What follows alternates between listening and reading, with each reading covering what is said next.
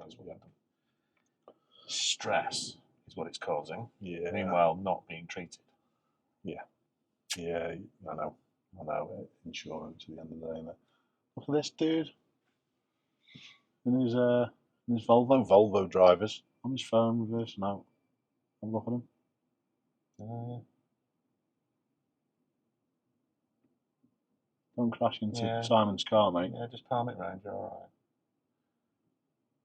Yeah, she's just pointed. They've got cameras on. They can see you. Oh, it's alright. He's got a phone in one hand and doing a sat nav with the other. Yeah. He's got no idea that the car's behind him. No, not a clue. Now he has. Oh no. Oh no, we've decided that we're going to park up now. Badly. Awful. Yeah. What a nice way to start our podcast, Simon. Yes. Blasted drivers. Yes, welcome to that. Yes. Welcome to the Smart Drive podcast, where somewhat intelligent driving meets smart talk, or something like that. Anyway, that's what's your name, Simon? That's distracted us completely. Oh my word. So yeah, I'm not Simon. No. I'm Ashley. Yeah, and I'm Simon, and we're in person, and this is an unusual occurrence for us to be in one place at the same time. So why not speak to each other on Zoom? You're right. Yeah. So we just thought we'd sit and do it in the car. I've just had a little drive of Simon's car and been utterly impressed. It's a nice motorway, to be fair. It's a lovely place to be. Seats are super comfortable. It's one thing we just haven't discussed, but the seats are lovely. Yeah, it is quite a comfortable place to be, and I like being on this side of the car. The driving was a bit dodgy, but you know. Yeah, I've just to be fair, we've just been having a good go of the adaptive cruise in Simon's Audi Q6, and I'm really impressed, to be honest. It's technology has taken a few decent steps forward, but I think we've just reached the conclusion that it's not quite there yet, where we're going to be sitting as just a passenger, literally a passenger with no feet or hands or eyes input. And the thing we were talking about then were getting towards full self-driving, and it'll be a while before we get there. He's still on his phone, by the way. Is he? Yeah. Now reversing out of space. Anyway, the technology in the car is good at reading signs and lanes. Didn't check anywhere before he moved off either. And just on that, we'll go back to the tech in a second. Bloody Volvo drivers, yeah, absolutely. Considering Simon's only saying that because I have just ordered one, but anyway, that's another story for another day. But just on that, I'd just like to make that point. I don't know whether your dash cam is going to pick up on him over there. Probably will, just about. But using a mobile phone, even if you're just maybe parked and then you're about to drive off, he wasn't. He was still using it, but it just shows you when you start to use that phone, put it down. There's an element of time where you're not concentrating on your surroundings and what you should be doing. And that's why I'm always stressing this to people. That's why it is, and it should be illegal to pick up your phone in a queue and use it. Just leave it alone. Sorry, Simon. I just can't. No, you've already sent me down a tangent. I've got a quiz question for you. Are we going quiz question this early? Already. Okay, go on straight then. into it. Yeah. We're at a branded coffee venue. No advertisement, but you can see out the window. Yeah. With a drive-thru. Yeah. You go into the drive-thru, you order your coffee. Can you pay for it using your phone? You can, but you need to be stopped. You think? Because that's not my understanding from when I was doing a bit of research. Oh, okay then. Go on then. So the legislation says that you're using a device while in control of your vehicle. Stopped and parked. Are you stopped and parked in a drive-thru? I'm sure when those bits of legislation changed that you are allowed to pay for certain things as long as you are stopped. I'm always really conscious of it as well, and people in the drive-thru must look at me a bit strange because I will physically stop at the window, put it in park or handbrake neutral, pick the phone up, then open my app, and I'm there for probably 10 seconds longer than the average person would be, but I will be resolute in making sure I do the correct thing. Interesting. Maybe that's the difference. Maybe it's you're stopped, you're in park. That's where it would change, perhaps. So picking your phone up in the queue as you're driving up to the window, or even just being sat there in drive with your foot on the brake. Yes, not paying attention. Maybe that could be where that line's crossed. That's an interesting one. Do you think anyone in our viewership and listeningship, is that the correct word? Listen. Let's not get hung up on the semantics of that word. Wonder whether there's anyone who could help us with that, to be fair, because although we're not bad, we do know a fair bit about driving and bits and bobs. We're not experts on absolutely everything. No, that'd be useful to understand. To find out. Yeah. Go on. Go back to tech. Go back to tech. Yeah. Right. So the technology in this car is capable of reading road signs and white lines, and that's the basic fundamentals of what you need to be able to do things. It can also, but not in UK, read traffic lights. Oh, okay. So there's a setting in here to react to traffic lights. Mm-hmm. It doesn't, because it's not enabled in the UK. This is where we're coming back to legislation. Okay, yeah. You can't do that in the UK. Yeah. So with that in mind, if everything was working correctly, it could do driving around a town, reacting to other cars, as we've seen it can do, and reacting to traffic lights and stop signs and all the rest of it. It can do that. But it relies on the infrastructure being good.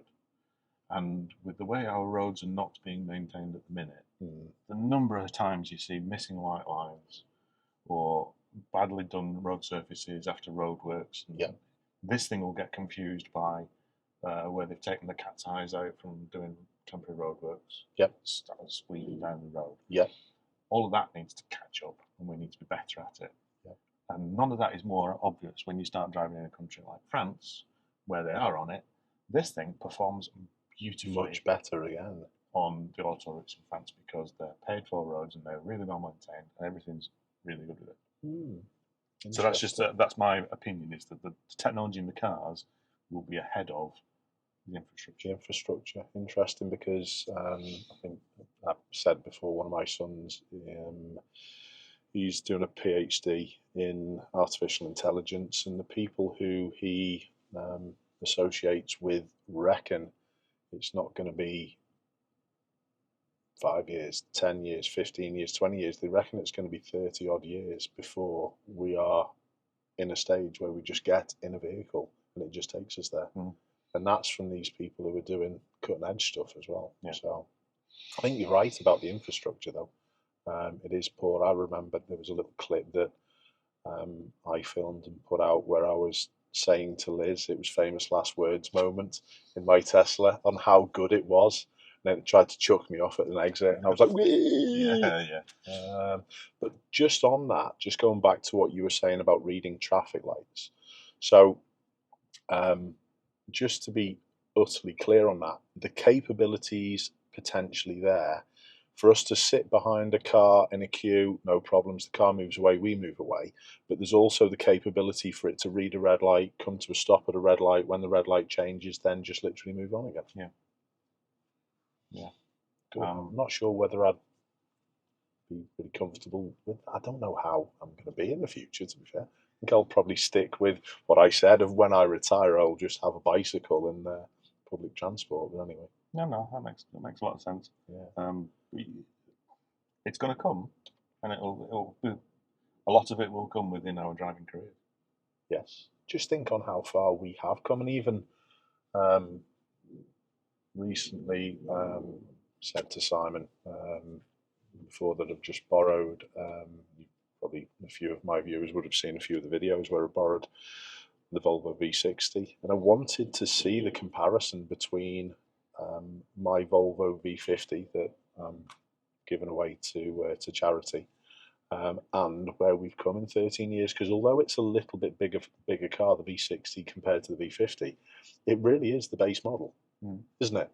So it's where we've come. We've grown in size, we've grown in tech, and that involvement has been astronomical.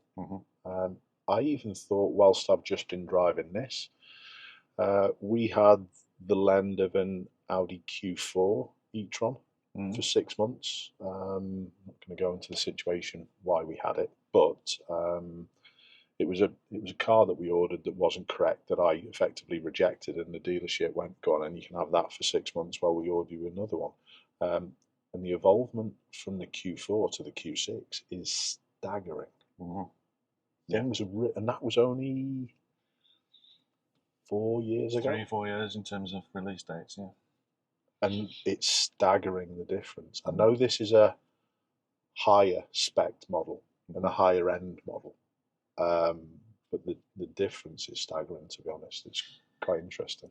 Let's talk a little bit about a topic related to that, and I'll give a shout out to Smiler Bob on this. So in a previous podcast, he made a comment that he'd seen an article, whether it was a BBC article or something, about where we're going to be in terms of recharge capability.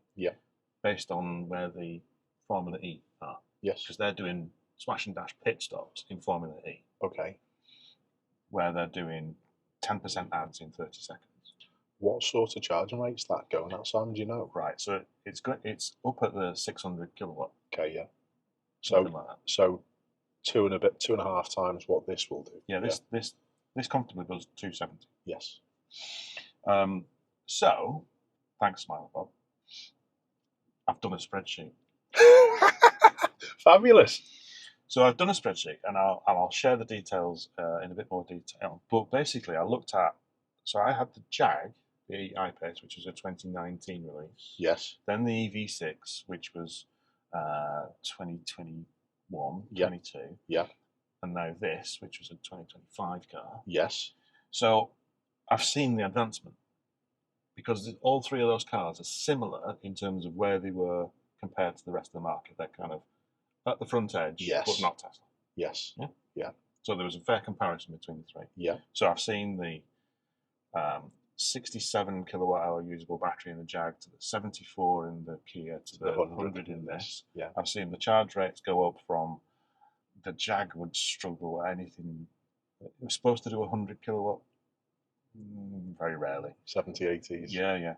The EV6 was great. That would do 230. That was a higher volt architecture. Yeah, 800 volt. 800 volt. Same as this. Yeah. This again, 270, can do up to 300, but things like that. So taking those figures and then worked out. So if we were to set this sat nav now to go to Southampton. Yes. Yeah. I'm on 60% charge.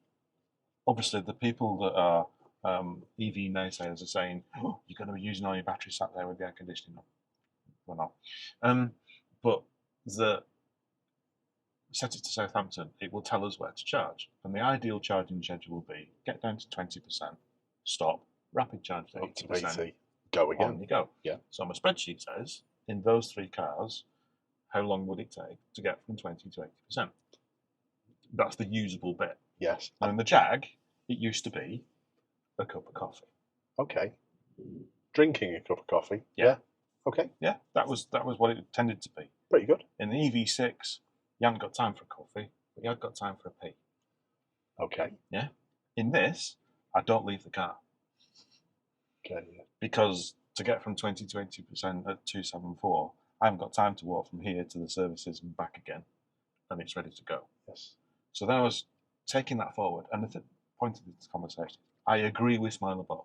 Yes. In 5 years' time, on that spreadsheet, if I extrapolate it forward, we'll be at 600 kilowatt charging, and we'll be able to go from 20 to 80% in 3 minutes. 3-4 minutes. That's what the spreadsheet says. Mad that. Now, I put it to you, Mr. Ashley. Yeah. If you currently go and pick up one of these 350 kilowatt charging cables, and plug it into this car, they are quite beastly. They're thick, thick things because they're water cooled charging cables. Yes. You take that forward to try and get to 600 kilowatts. How big is the cable going to be? Because it's physics, mate. I don't think we can get there in the kind of environments that we have. Oh, okay. Unless there's something fundamentally changes in the way that we do it. Now, it might be that it's not using CCS. It might be there's another technology coming down the line that allows that, but still, the current draw and the power required to do those sorts of charging rates, I can't see it without change. Me personally, I don't think you need anything more than this. That's the point. I think we've reached where we actually need to be. I just think there needs to be 350 kilowatt chargers everywhere and at a better price, please. It does not have to be 80p a kilowatt. Yeah. I mean, we're sitting here and the charger that's apparently there's one across there that's 47 kilowatt. We'll ignore that. But over the other road, 350 over there. There's 9 350 watt chargers over there. There's currently only 3 of them being used, so there's 6 available. That's in Dobby's, the garden centre. Yeah, that makes sense. Yeah. But yeah. So that's the thing. So I think Smiler Bob's right. I think we can get there in 5 years, technology-wise, but I think there's going to be other constraints. A bit like the technology for the car is constrained by the infrastructure. Yes. That's going to be constrained by physics. And again, back to my point, do we actually need it? Now, one of the arguments against EVs that we always come across is, I need a car that will do 400 miles and I want to be able to fill it up as fast as I can put petrol in. The simple answer to that question is, that's never going to happen. No. We would need like megawatt chargers like you use for trucks and buses. Yep. It's just not going to be possible. No. So get out of that mindset. Yeah, there was a Chinese brand. Which Chinese brand? Was it BYD? Don't know. They've pushed the charging levels. I think we talked about it on one of the podcasts as well. That I saw something that they've got a 1,000 kilowatt charging capability, but again, I really don't think that that's needed. Here's one thing though. I've taken many steps forward with electric vehicles since we've had a few. We've had 3 in our household and a number of plug-in hybrids. I've taken a step back because travelling down to Southampton actually was really nice not to have to stop off. Yeah, I get it. I did because of the dog, so we still could have had an electric vehicle. But I took a step back to go, you know what? We don't have to worry whether the charger is going to be, you've just said there's 3 available. I know it can reroute you and it will reroute you to one that is available. Yeah. But honestly, I took a little step back and went, you know what? It's actually quite nice to still have this as well. It's funny how I go sort of like one way positively and then take a step back the other way. I can still see people's arguments for and against. Yeah. And I don't know whether we'll have in the future different technologies, even with fuels that people and companies are developing, where we'll still be able to have the internal combustion engine. Interesting one, where we're going to end up.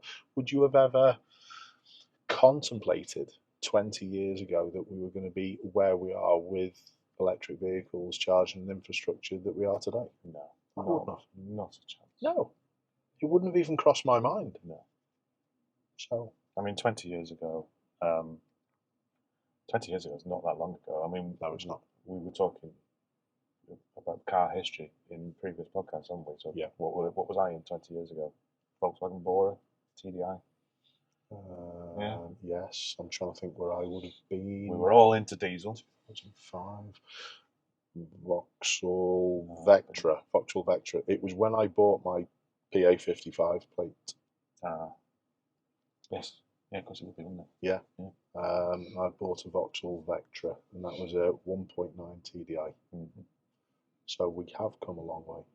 Come a long way in 20 years. Frightening. One of my neighbours is struggling with a Vectra at the minute. It's a lovely car. It's one of the V6 GSI. Oh, right, okay. It's a real nice thing. I mean, they're rare as hen's teeth. Yeah. But he's having real problems with it because of electrical issues that he's just chasing his tail, and I'm constantly nipping over the road and saying, "Solved it yet?" No. Different bit in pieces. But it is a lovely car. It's quite sad.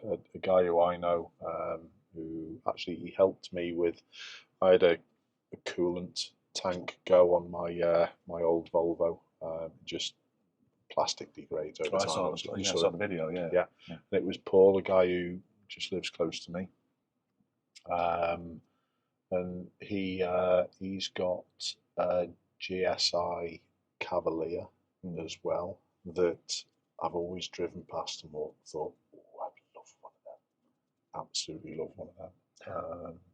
I went down a road coming back from the dog trainer the other day, and I got distracted because there was a Mark 1 Cav estate parked at the side of the road, literally curbside. So what was that, B?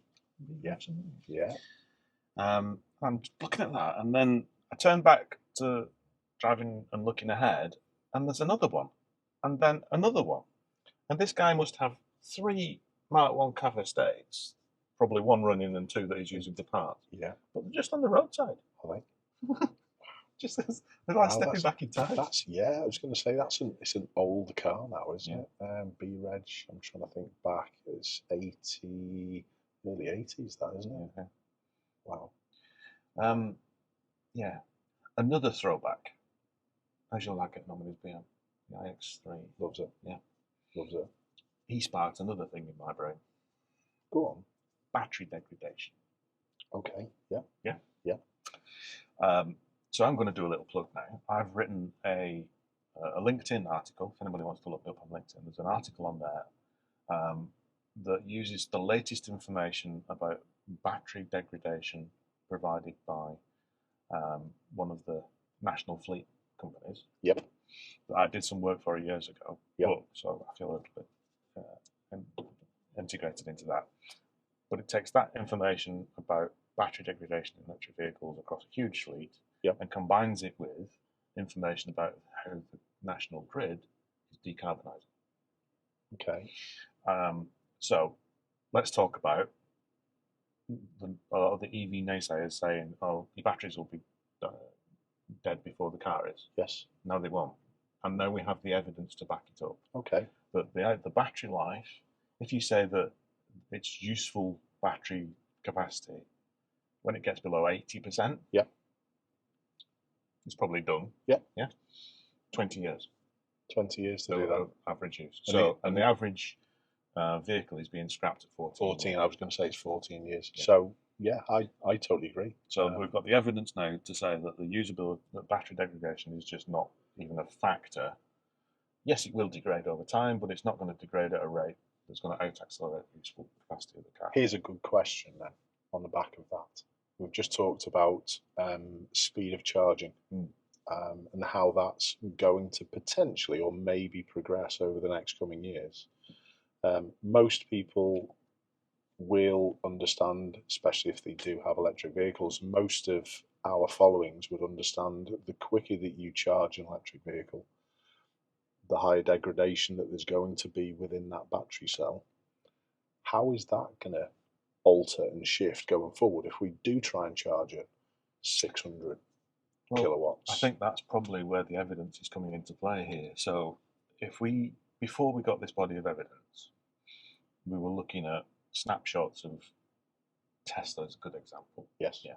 So Teslas historically have suffered with supercharging degrades the battery faster. Yeah. Fact. Absolute fact. Yes.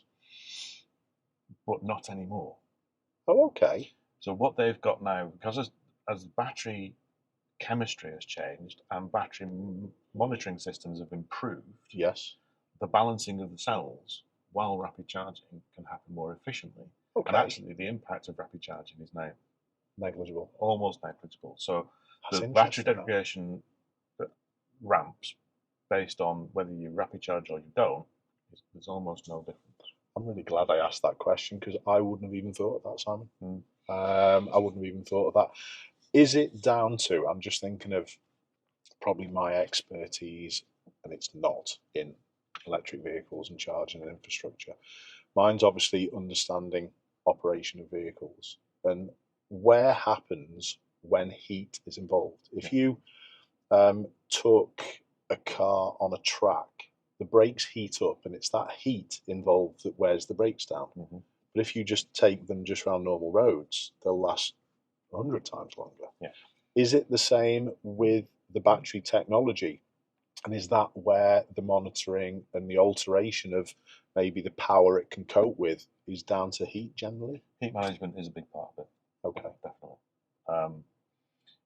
And we all know that batteries heat up when we charge them. Yes. You put a mobile phone on a charger, it will get warm. But yes, the heat generated by rapid charging, it can be a big issue. And again, advancements in the way that the cooling works and the way that they can instigate that cooling according to the rate of charge, that's a big thing. I've noticed it in this. Yeah.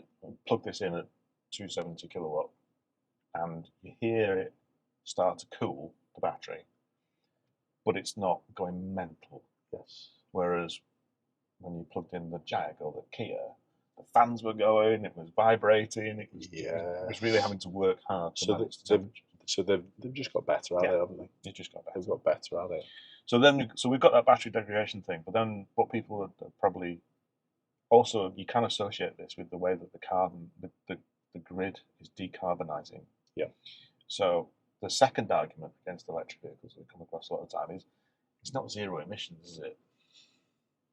Well, it's not. It's zero tailpipe emissions. So we can see exhaust pipes like in this here. Yeah. This is not putting them out into the atmosphere, but it is in the manufacturing process. Correct.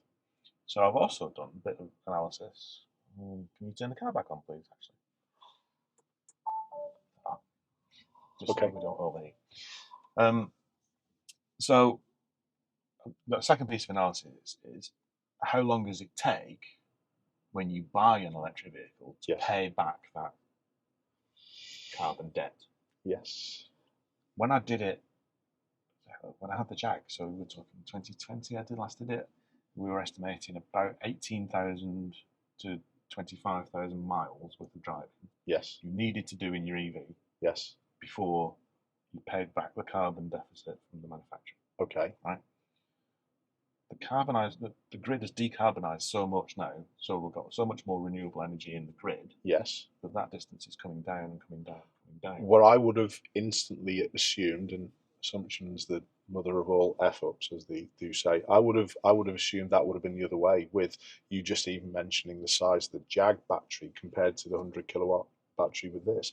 I would have assumed it was the other way, but it's nice to hear it's gone that way. It is actually coming down. So anyway, bottom line is EVs are great. Yep. Okay then.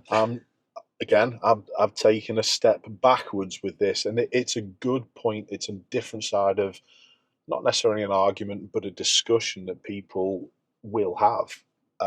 I've just said to Simon, I've just ordered a new car, and I've gone for just. Is this breaking news, by the way? Do I need to put a little banner on the bottom of it? No, okay. No. I'm not going to make a big deal, although I've mentioned it a couple of times. But it's all relevant to what we're talking about. I've just ordered a new car. It's going to be my channel car. It's going to be my instructor training car. It's a bit mad for a driving school car, but don't forget I do generally train driving instructors. I've ordered a Volvo V60 after lending one for a week. I just went, yeah, I like this, comfortable, suits me. But I've ordered just a petrol non-plug-in. It's a mild hybrid, but it's a non-plug-in. And I said to Simon just off camera, just once we'd gone and got a coffees, that it was probably about another £7,000 to have the plug-in hybrid. Now it was an 18 kilowatt battery, and I think we do 50 odd miles. And yes, I would use that quite a lot for the stuff that I do. But how long is it going to take me to save £7,000? And that was literally my decision. So there's still a big element of electric cars are so much more expensive, and they're still not for the masses. We're talking about here a lovely £60,000 motor, and some probably new. What would the new price? 70s. Carla watches this. I can't say that. Okay, all right. It was £24,000. Cost us £2.50 a week. You're not wrong, but that's what I'm really getting at. That most people who are going to buy and operate these are going to be business people. They are not for the masses, and this is where there's, for me, still a massive disparity between the price of the electric cars and what they should be. The manufacturers have got to make the money on them, haven't they? Yeah. I was doing some comparisons between, as a good example, not prompted by you per se, but Ford Focus. Yep. No. Puma. Yeah. So Ford Focus. Yeah. So the 1.2 turbo is the Buckman. Okay. Yeah. Versus. Not sure, to be fair. Puma E. Okay. Similar size, similar kilowatts. Yes. So that's what I was using as my side-by-side comparison. Okay. Yeah. And the time it takes, and the price comparison, and then the carbon debt comparison as to how long it takes. Yes. And it's a lot lower than you think, but that's in the car for the masses.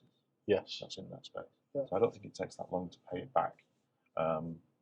But what was really useful is giving us that £7,000 difference between a mild hybrid and a plug-in hybrid. And I'm not a big fan of plug-in hybrids, but they have a purpose. The thing is, for me, it would suit Simon. You. It would suit me ideally. You've already got a charger at home. Yes. And most of your stuff would have been done within the 50-mile radius. Yes, and even I looked at the Volvo V50, the charge at 7.4 or 7.5 kilowatts. So therefore, I could go home for a couple of hours, and it's 2/3 done again. Yeah. So for me, it would have been ideal, but I couldn't justify the extra £7,000 or £7,000 or £8,000 difference. Mm-hmm. And that is the problem, I think. Yeah. Cool. Shall we get heading back and do the rest of this on the move? Can do. I think I can cope with. You can drive and talk. I can drive and talk. Is that one of your skills? Possibly. People say about me, talking to camera all the time, but it is something that I do. If and people might be able to have a little look at it whilst I am driving. Are there any points where I go, I'm not talking because I'm concentrating? If it is, that's how it goes, and that's what you should. That's what you should do in the car. Yeah, I'm glad I saved all my complicated questions for the. No problems. Do you want to set sat nav back to Ashley's? Did you set it before? I did. Go on. Perfecto. Superb. Shall we get going? Okay. That looked like you had 5-star Google reviews.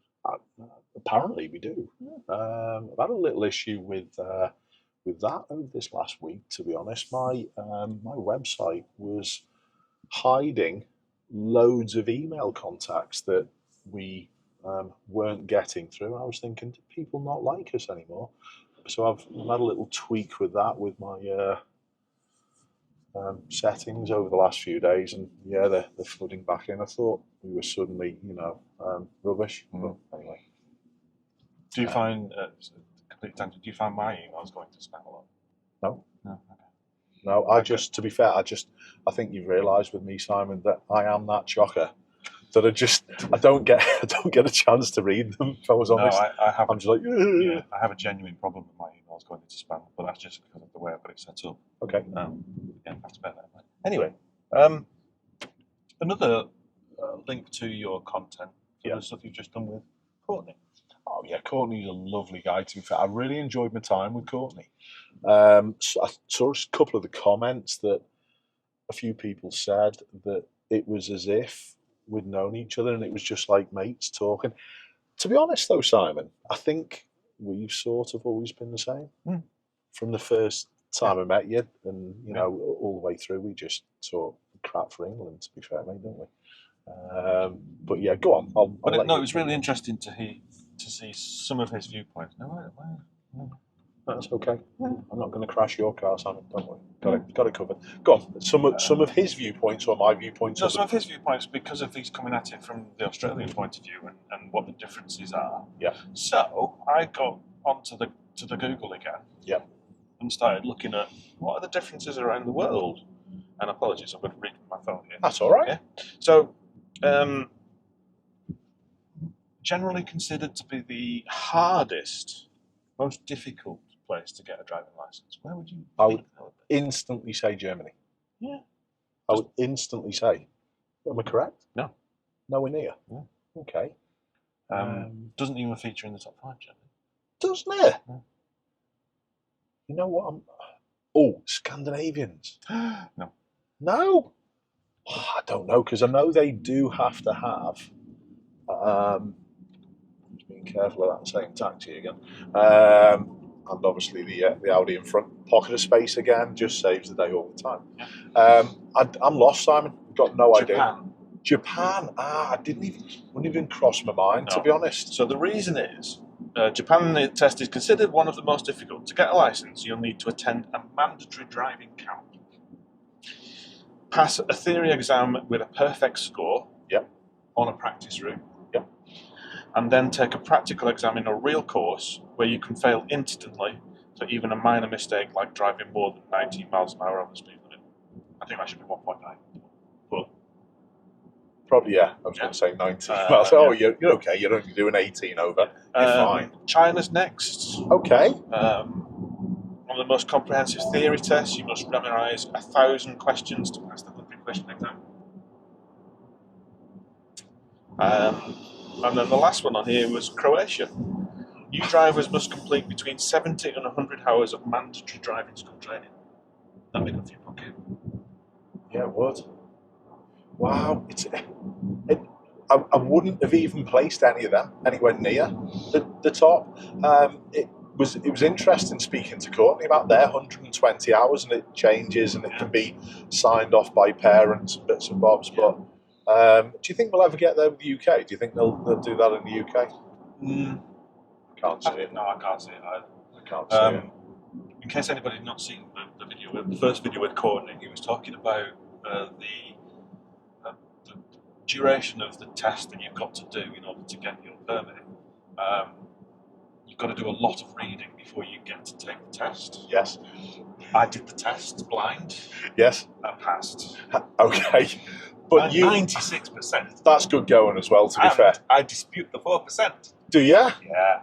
Was there a question that you thought? I've got a screenshot. So when we get back to yours, I'm just going to show you the screenshot. Yeah. Because it was a parking sign. Okay. When you're allowed to park at particular times, and I still can't find the right one how to get over the answer. Anyway, but I was quite pleased with 96%. That's good going. That sort of sits in with my mindset and mentality of all of the stuff that I do on the channel.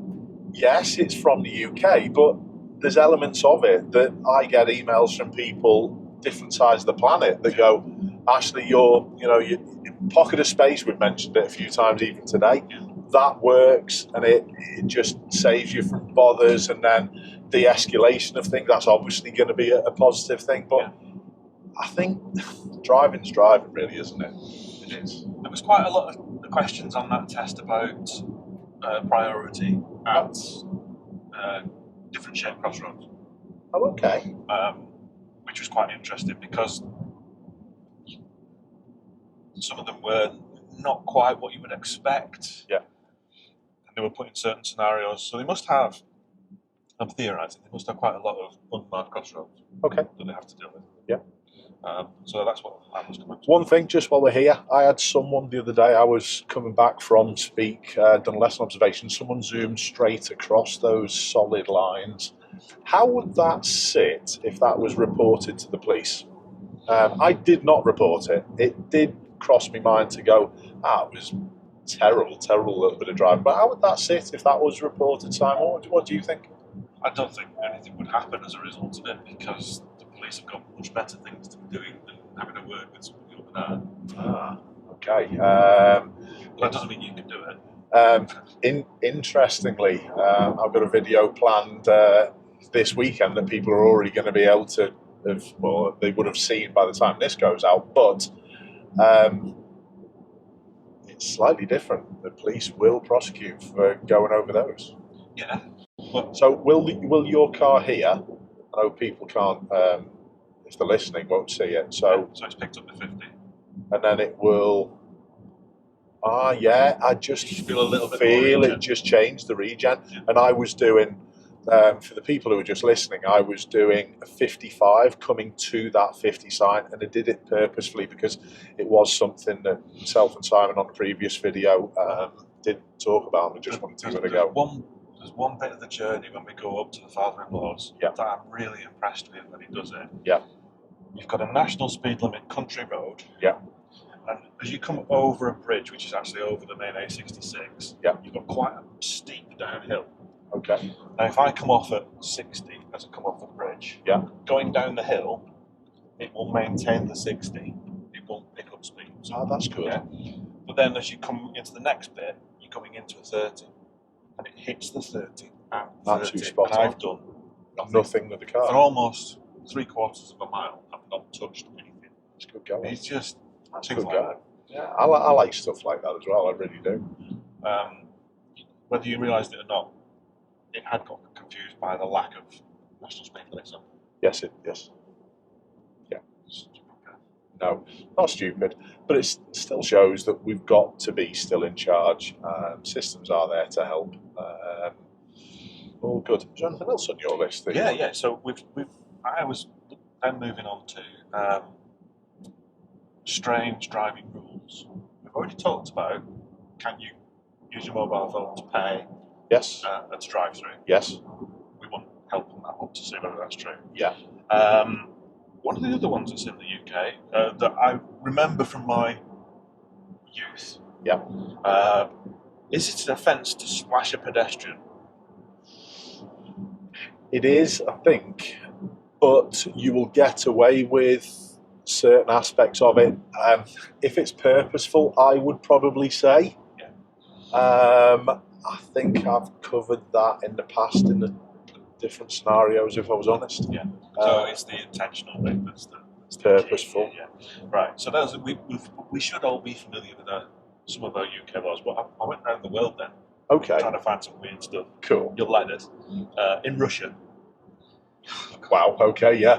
By the way, Russia is the #1 country for dashcam use. Yeah, and I was just going to mention exactly the same thing, and I don't know whether this is correct. Apparently, it stemmed from corruption within the police force. Correct. Yeah, evidence in court. Anyway. Wow. Yeah. What a place to live. For my Russian viewers, I'm sorry, but but that's probably just the norm. Are we moaning about corruption in a different country where we live in the UK? Yeah. Wow, we won't go there. No, let's move on. No. Right, but apparently it's illegal to have an excessively dirty car. Is that the same sort of thing as we've got with the rear number plate being visible? Yeah. Is it for identification purpose? It stems from that, but it's a overall car condition. Yeah. Okay. Do you sit with... would you, I know it's not the same for all of it, on every single scenario, but would you sit in the same camp as me as you saw a car with dents and dings and scratches and mirrors hanging off, and would you go possibly a little bit more hazard? Oh, yeah. Yeah? Oh, yeah. And I don't think that that's a bad thing. We get taught rightly so nowadays not to be prejudiced towards anyone or anything, which is spot on. But I think being a pessimist in a car is still the #1 thing. So, yeah, if you see... an Audi driver or a Focus Green ST driver, stay away. Yeah, sorry, mate. Sorry for the interruption. Go on, fire away. No, that's fine. The Audi BMW thing the other day. Interesting. Also sparked a little bit of Googling on my part. Okay. But that's probably for another day. Anyway. Do you think, your car's come up with nice red. Oh, red. Yeah. So that was quite nice to say, little warning, you're too close. They've taken your space. Good. Yeah. That was quite nice. Hopefully, I don't think people would be able to see it from the rear camera. You'll just have to just trust me on that. And the people listening, imagine there was some big red arrows as a car pulled closely in front of me. Okay.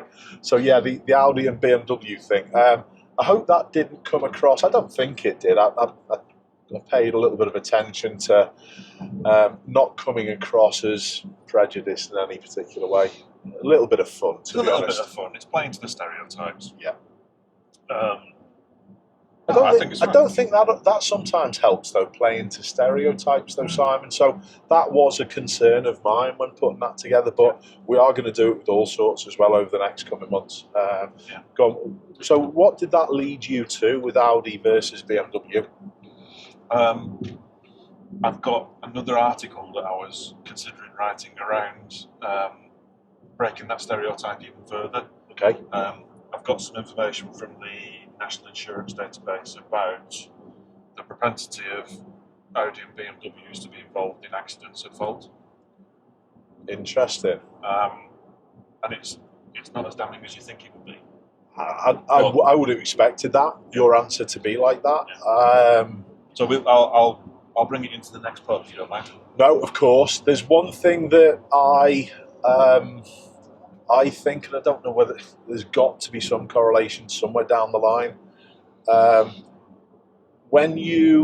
We've sort of touched on it with electric vehicles, that they're generally for business, and there is, not always, but there is a correlation between the vehicles that people buy and sometimes intelligence. I'm not saying it's always the case, but quite often what you're going to find is that the people who can afford a more expensive car, maybe a little more successful, sometimes there's a link there between that and intelligence. That's all part of it. It's all a part of it. Yeah. There's so many complexities to that.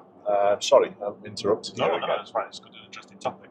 Right, another world rule. Yeah. Germany loves a rule. On the autobahn, it's a traffic violation to run out of fuel. It is a traffic violation. Yeah. In Cyprus, it's illegal to eat or drink anything, even water, whilst you're driving. Yeah. The law requires you to keep both hands on the steering wheel. Okay. I got stopped. A little story. Sorry to interrupt again. I got stopped over in Cyprus as a young kid. Shows you how idiotic I was as a young kid. I had a motorbike while I was over in Cyprus, riding in a pair of trainers. I did have trainers on, and a pair of shorts. That's all. Right. Cringe. Yeah. And I got stopped by the police for not wearing a helmet and got fined. It was just a helmet that they were after. They weren't really bothered about my extremities of my body, just to be absolutely grated down like cheese if I came off. But as long as your head's okay, you won't have any limbs left. But anyway,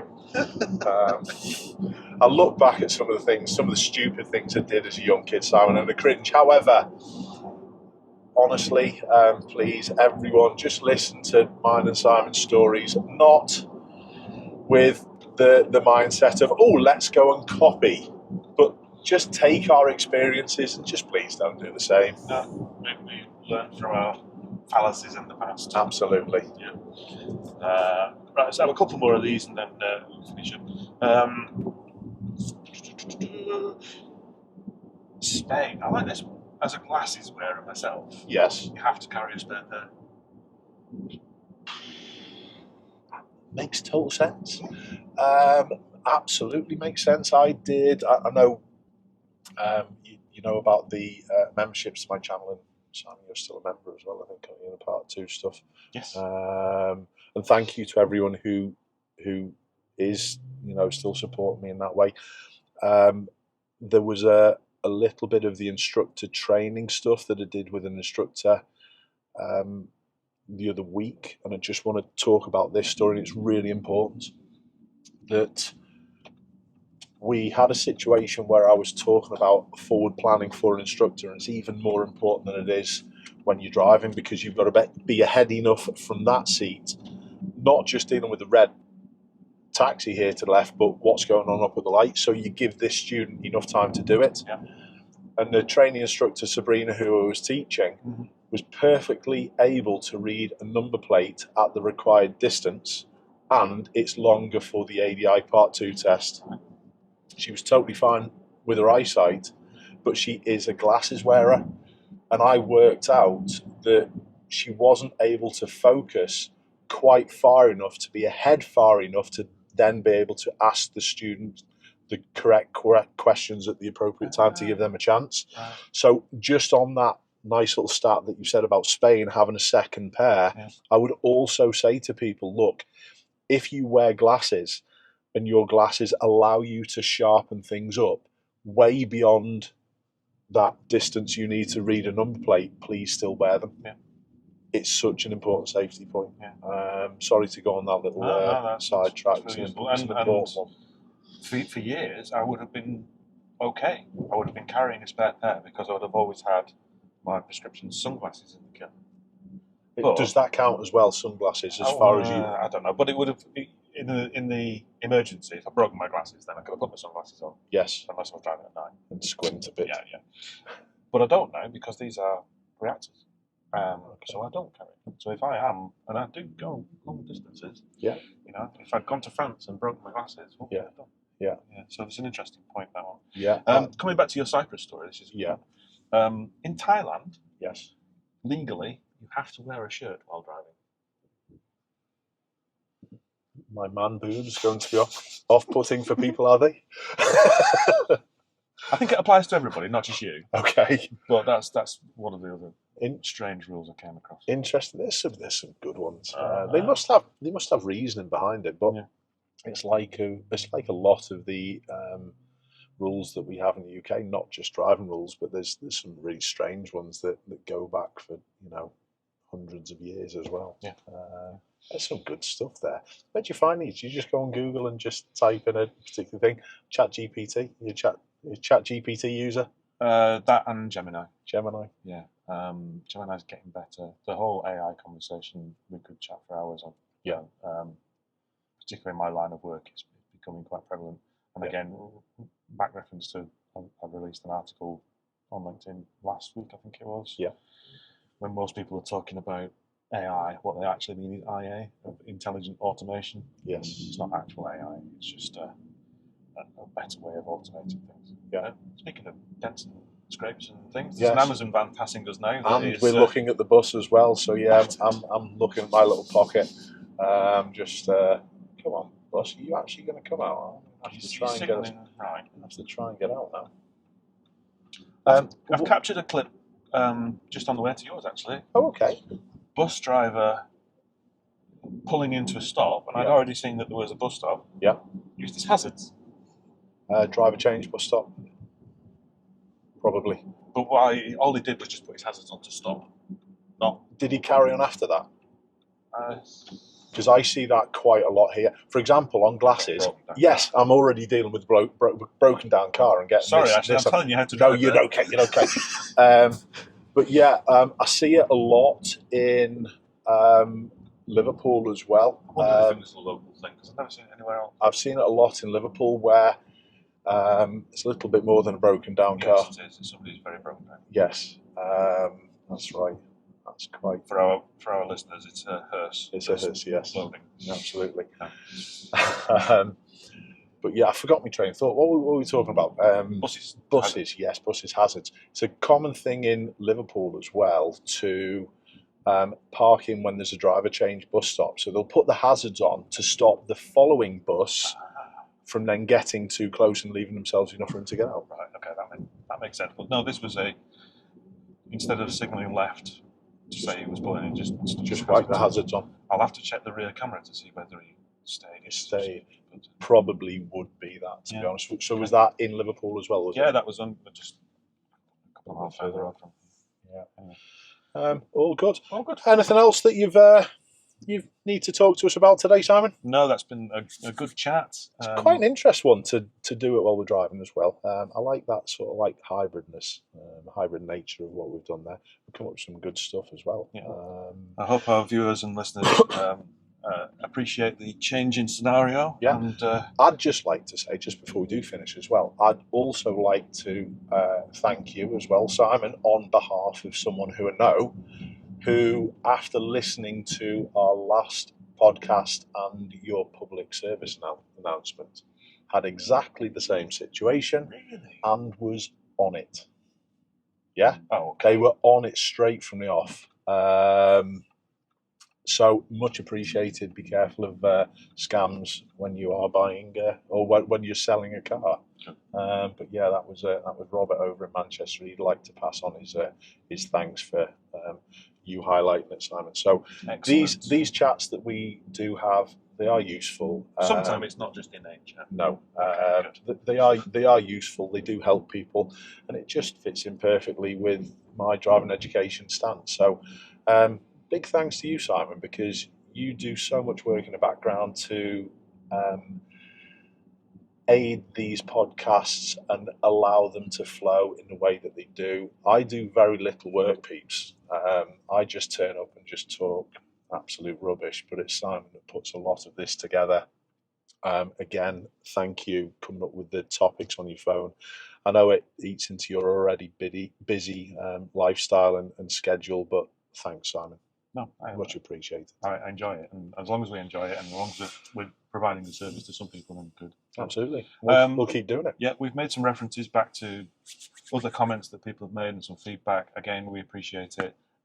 However you send us comments or feedback, we will try and incorporate it into future chats. Yep. But as always, it's been an absolute pleasure. See you all soon. Be good. Bye-bye.